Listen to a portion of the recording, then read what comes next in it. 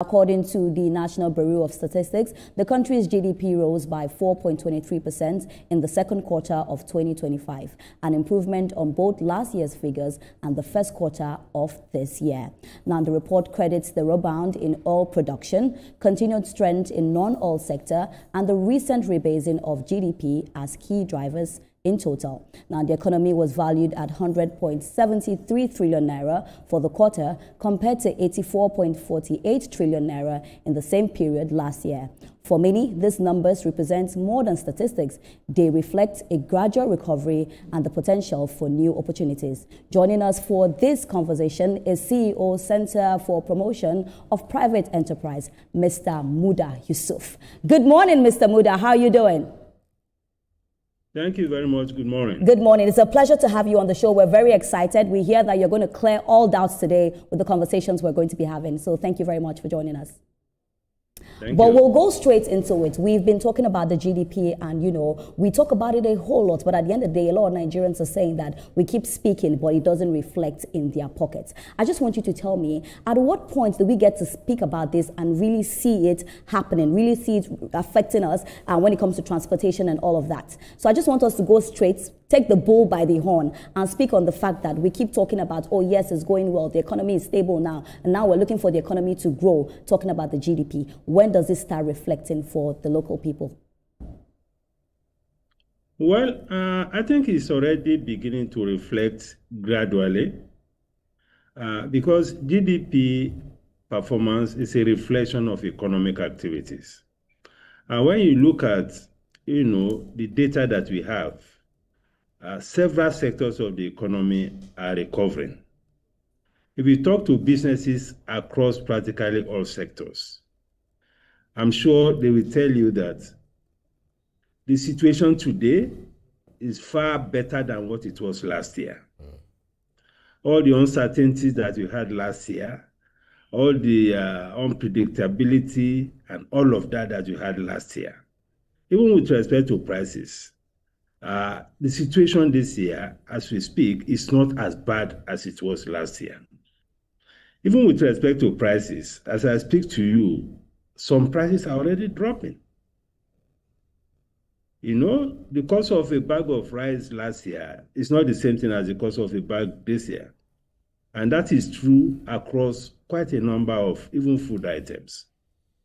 So from that point of view, we can say that, yes, we are not where we should be in terms of prices crashing completely. But recovery starts first from economic activities. Then it gradually, trickles down to issues of welfare. So from the point of view of economic activities, a lot of positive things are happening. I mean, we had several businesses that declared heavy losses last year. Some of them even shut down. Some of them left the country. But the story has changed as I speak to you. It's not yet full celebration, as one would say, but it is getting better. So I think we are generally on course. So this data is not something that we should just dismiss, completely, just because perhaps the price of garri has not come down to where it should be, or the price of noodles has not come down to where it should be. But the point is that for some items, the prices are dropping. Even some pharmaceutical products. Yes. I know how much I was buying a few, pharmaceutical products last year. I know how much those things are today.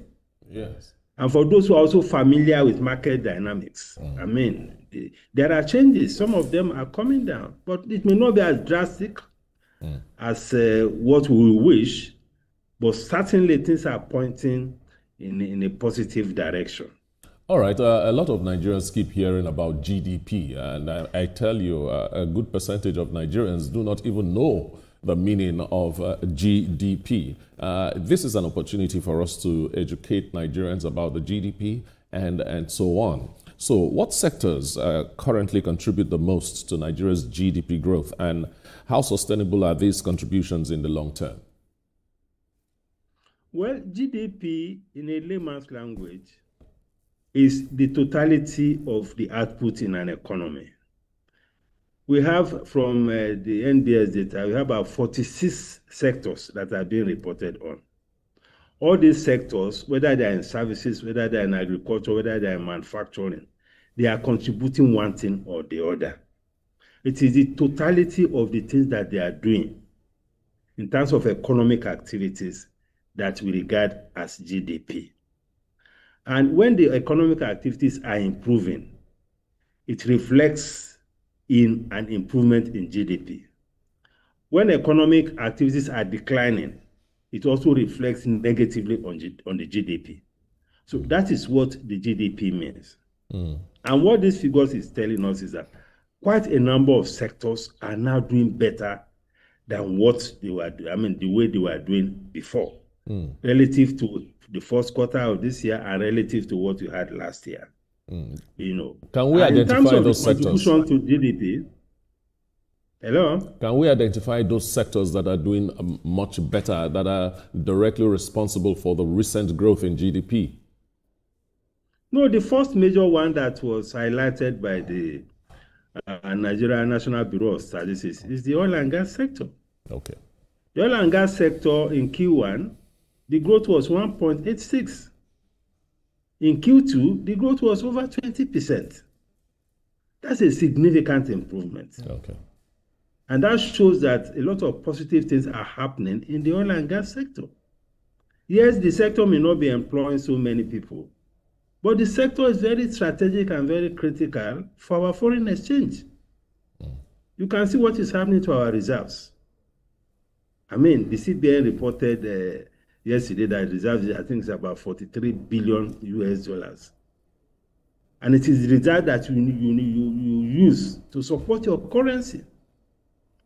So when you see that the currency is stable, and even for the ordinary man, they will also appreciate that the situation of our currency is much better now than what it was last year. Last year, you could be talking about 1.6 getting to 1.65, 1,007. But from beginning of this year, the currency has been around 1,005 and even occasionally dropping below it. And even for the ordinary man, when they see that stability, they know. All the cries about dollar volatility, although all those complaints have subsided significantly. So the oil sector is one of the leading sectors that have performed very well. The financial services sector is also doing very well. I think it posted a growth of about 15%. Yeah. We have the real estate, we have the construction sector, we have the trade sector. You know, but a few sectors are not doing so well. Agric improved. Yes. Because in Q1, performance of agric was less than 1%. Now we are talking about 2.8% performance in terms of GDP growth in agriculture. Yes, that is not high enough given the fact that agriculture is very strategic for issues of food security and also for jobs. But moving from less than 1% to almost 3% is something that we should acknowledge. That's right. You know, manufacturing too is still not doing very well. It's actually slowed because in Q1 it was 1.69, in Q2 it's 1.60. You know, all of these also have some policy implications. That means that there's a lot more work to be done in the area of agriculture, in the area of manufacturing. That is not to say that nothing is being done. Okay. Because across the states, at the subnational level, at the federal level, there's a whole lot of efforts that are being put into ensuring that we revive our agricultural sector, we improve productivity. It's just that sometimes there's a lag between what we do and the outcomes that we get, depending on the sector. That's right. And for the real sector, the outcomes don't manifest that quickly. But we are seeing some traction in terms of improvement. Then air transport, which data has showed has been in recession for quite a while. The air transport sector in Q2 has turned into a positive territory. Absolutely. For the past few quarters, they were reporting a contraction. And what I mean by contraction is that negative growth, you know, for the last few quarters. But in Q2, it returned to a positive territory, you know. Then, of course, the livestock Livestock too, which has constantly been in recession, is now in positive territory. Absolutely. But of course, there are worries about the textile. That's right. Textile is still in recession as we speak. There was a major contraction, and it has been a contraction over time. Yeah. And the problem with the textile is that most of our textile industries have gone under. Yeah. You know, because of structural issues. And what I mean by structural issues are things that has to do with energy, because textile is energy intensive. Yes. And the cost of energy is high. Right, Mr. Yusuf. Then many of our textile mills, because of the quality of technology and all of that, many of them are struggling. Then there's all these fairly used clothes that are all over the place. Absolutely. You know? Thank you so much. These things are affecting the textile industry. The motor assembly too also contracted. So these are the picture. There are some sectors that are still in a lot of challenges. But the point to make is that generally things are looking up. That's right. And even the average business people will tell you that the situation now is not as bad as it was last year, if they want to be honest. Absolutely, sir. Thank you so much for that. Now, GDP growth is often presented as fact. You know, it's a big scorecard for our economy. But I want to know, you know, as a young person, who decides what goes into these calculations and who decides these metrics, and how can everyday Nigerians trust them as reliable numbers if we're not seeing it reflecting in our daily lives? No. When you say it's not reflecting daily life, I don't fully agree with that. The situation today is not as bad as it was last year. So it is not good. I don't agree with that generalization that it is not reflecting our daily lives.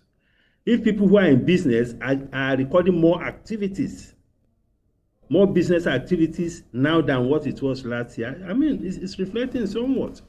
What I think what we need to do a lot more of is to address and target the basic things of life, which is what a lot of citizens are complaining about.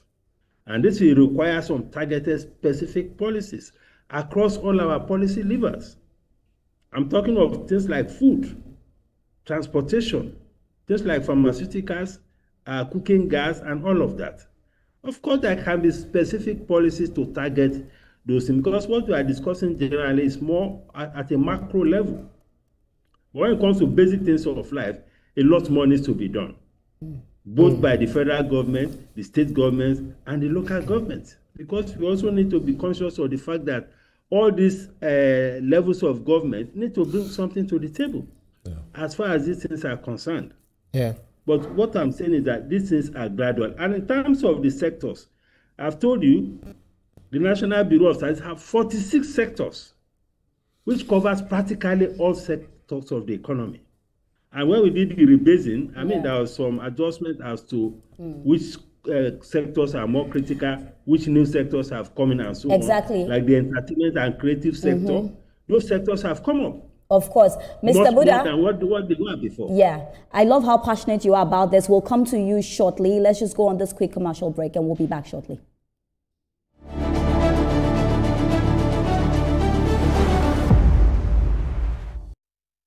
Breakfast, we're talking about the GDP, and we still have Mr. Muda right here with us.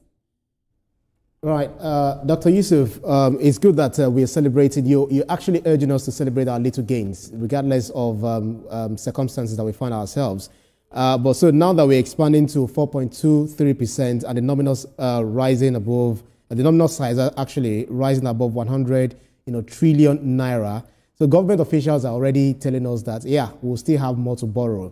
So with the over 411% increase in the GDP, or revenue generation rather, the FRS boss, Zacchaeus Adedeji, making us understand that the government will still, borrow to, implement some projects, to do other things. So making justifications for it. So the challenge for me there is, how realistic do you consider, is the link stronger for GDP numbers to debt sustainability? Do you think this growth can actually mask the risk of piling up new loans, so much so that we might find it difficult to pay? Mr. Muda, can you hear us? Dr. Yusuf, can you unmute? No. I can hear you. Okay. Can you hear me? Yes, we can hear you. Carry on. There's a correlation between the performance of the economy and the revenue that you generate.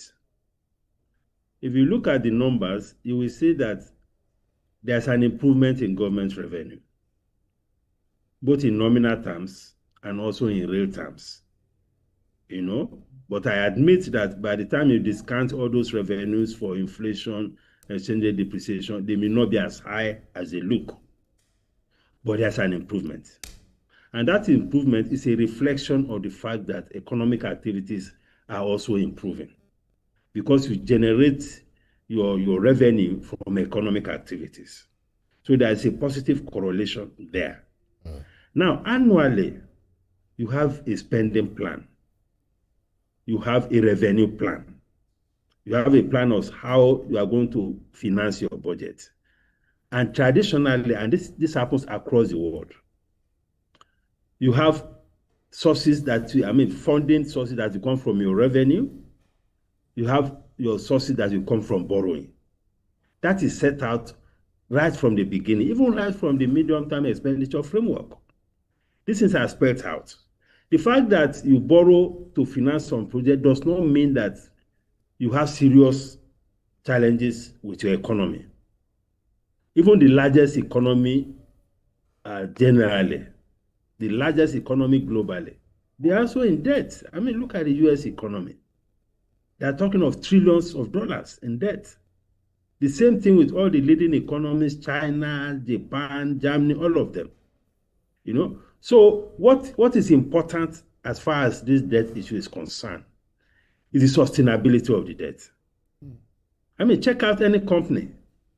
There's no company, even private sector, there's no company that doesn't borrow. Because if you want to grow, you have to finance your business beyond what your immediate cash flow is. Sorry, Doctor, do you think it's right to compare ourselves with US? You know, US style of borrowing, because they print the dollar belongs to them. No. That is not the issue. The issue is about fiscal operations of a government. The principle of fiscal operations allow for borrowing. Apart from the West, Africa, look at any economy. The point I'm making is that if countries that are that wealthy are borrowing, talk less of somebody that is still coming up. What is important in all of this is that you borrow sustainably. You don't borrow in a way that will strangulate you. You don't borrow in a way that will make it difficult for you to do other things. You don't borrow in a way that your debt service will be consuming a lot of your revenue. That's right. That is what debt sustainability is all about. You look at the cost of the debt, you look at your capacity to repay, and all of that. You look at your cash flow. That is what I was saying. And that I was even telling you that even as a business person, go to any company, even the biggest company that you have, they also borrow to expand the business. Exactly. If you want to grow as a business, but Mr. Muda, there's one very vital question I have to ask you, because I need to make sure you answer this question before we wrap up this interview.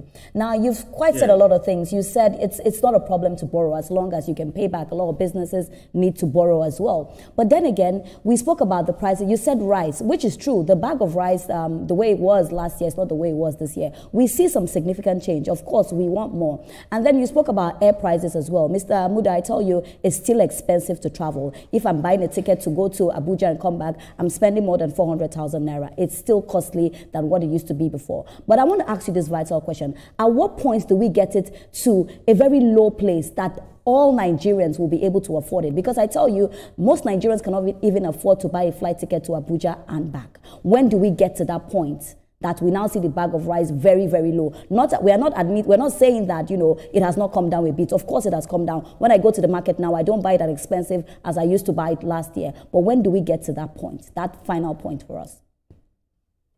Well, this is a journey, I must confess to you. Because what the administration is doing in these past 2 years is to fix a broken system. Yeah. And when you are fixing a system that is broken, it takes time to recover. That is the truth. Because we have had serious distortions in the economy for over 2 decades. It takes time to come out of that. We are talking of a situation where the government inherited, situation where our foreign reserve was less than $5 billion. Do you know the implication of that? That was 2 years ago. Situation where we are using a central bank to fund almost 80 or 70% of federal government operations, printing money to get out of all of that. It's not an easy thing. To clear an outstanding areas of foreign exchange mature obligations of almost 10 billion US dollars, or about 7 or 8 billion US dollars, to clear all that areas, it's not an easy thing. You get to a point where the airlines were no longer coming to Nigeria. That was 2 years ago. So the point I'm making is that this is a journey. And it's going to be gradual. I cannot give you a specific. I was just about to say, give us a specific time. No, I can't give you a specific time. But what is important is that we are on course, as far as I'm concerned. All right, sir. Even what we are seeing, with the economy, we are on course. All right, sir. We have only 2 minutes for us to ask and answer this question. What structural reforms or policies are most critical for Nigeria to achieve inclusive and resilient GDP growth in the next decade? Well, the thing to do in all of this, because we are talking about inclusion, we are talking about, the cost of living. So the reforms that needs to, that we can recalibrate has to be around our fiscal policy, for instance. And it has to also do about our spending priorities. We need to focus a lot more on things that will enhance productivity in the economy. Because productivity is still an issue because of the cost of infrastructure, the cost of logistics, and so on and so forth. So we need to deal with that. We also need to deal with issue of the cost of imports of some critical things. I'm not talking about finished goods. Cost of imports of critical things that will make it easier for those who are in business to be able to get their raw materials, their equipment, and things that they need to be able to produce. Those things are also very critical. So we should be addressing those structural issues that will improve on productivity. We should also be addressing financing issues. Because although we are seeing some deceleration now, the CBN has just cut rates, because borrowing at 30% is something that is not good for business. It's not good for job creation. And job creation that is how you build an inclusive economy. Absolutely. Now that the CBN has reduced rates, we need to begin to see some traction in terms of reduction in interest rates, and we need to see a lot more of robust development finance. Thank you so much, that those who are in the real sector of the economy can be able to borrow at single digits. And can be able to get long-term credit. 5 years, 6 years, 10 years. That is the way to support those who are in production. Now, Dr. Yusuf, thank you so much. Cannot survive with short-term funds. Thank you so much, Dr. Yusuf. If you ask me, it's important, in cases like this, to look at the past in order to look at the future. Now, Nigeria's GDP has had a lot of growth spurts in the past. We saw this during the oil boom of the 70s. We saw this after debt relief in the mid-2000s. But my question is, what lessons from history can we take to guide how we use today's GDP growth differently? No, you see, the essence of data is for us to look at what the shortcomings are, what we need to do a lot more of. That is the essence, that's the policy implication of the data. And we also need a lot more data. This is just about GDP. We need data about our social statistics, about poverty, about unemployment. Those ones are critical because GDP sometimes is just about growth. Issues of development goes beyond GDP. Issues of inequality, it goes beyond GDP. GDP will not tell you inequality that is happening. GDP will not tell you about poverty. So we need those data to be as current as the GDP data. That will help policymakers to focus on addressing all these issues of economic inclusion. Thank you so much, Dr. Yusuf. It was a pleasure to have you on the show. I cannot wait to have you in the studio where we will speak about when the bag of rice is now, let me say, 60,000 naira. I can't wait to have you in the Lagos studio for us to have those conversations. Thank you so much for joining us. Thank you. We're definitely getting there, just like you said. All right, but still ahead on TVC Breakfast, local government anatomy takes center stage once again as calls grow louder for councils to take full charge of development at the grassroots. Stay with us for more on this show. We'll be right back.